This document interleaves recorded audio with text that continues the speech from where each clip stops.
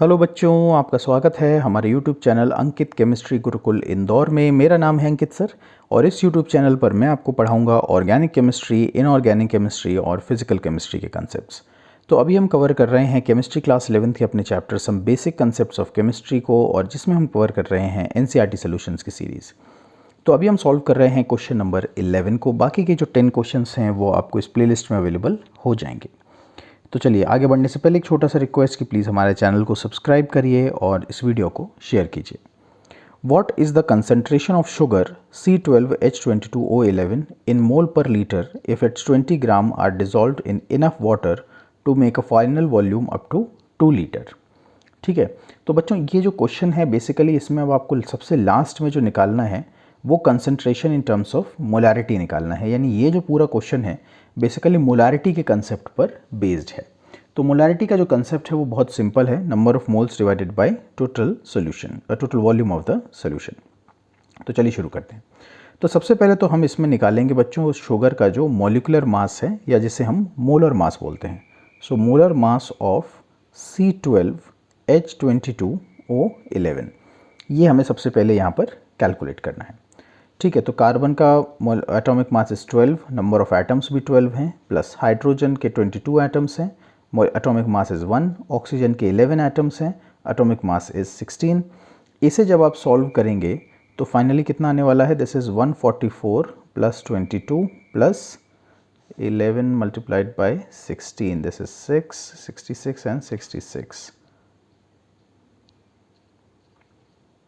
176। So this is 176।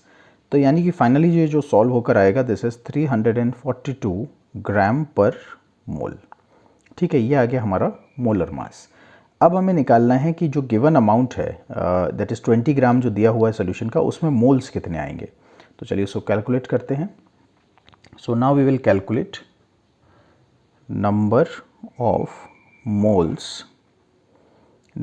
Moles in 20 gram of sugar.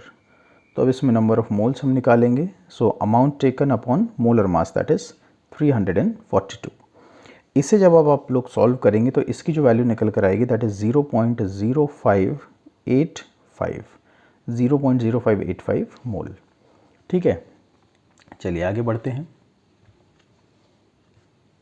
अब हम इसमें निकालेंगे volume of the solution. So volume of solution is equal to 2 litre. ये हमें question में गिवन है। ठीक है, ये हमें क्वेश्चन में गिवन है। अब बस लास्ट हमें जो चीज़ निकालनी है जो पूछी गई थी दैट इज मोलर कंसंट्रेशन।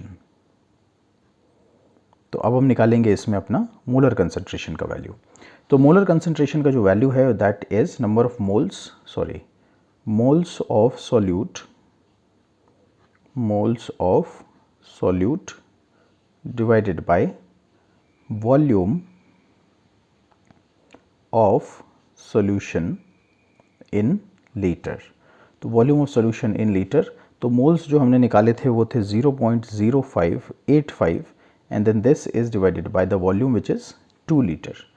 अब इसे जब आप लोग सॉल्व करेंगे तो फाइनली जो आंसर हमारे पास निकल कर आएगा वो आएगा 0.0293 molar. This is our final answer. तो मुझे पूरी उम्मीद है कि ये जो वीडियो है बच्चों ये आपको पसंद आया होगा, और इस तरीके के और वीडियोस देखने के लिए हमारे चैनल को सब्सक्राइब कीजिए। फ़िलहाल अभी हम इसमें ऑर्गेनिक केमिस्ट्री नहीं इंक्लूड कर रहे हैं। अभी हम बेसिकली क्लास 11th का ये जो चैप्टर है अभी इसका एटलीस्ट टिल 18th क्वेश्चन हम इसको सॉल्व अभी करेंगे, और बाकी के वीडियोज़ भी फिर बहुत जल्दी आपको अवेलेबल हो जाएंगे। Thank you so much for watching.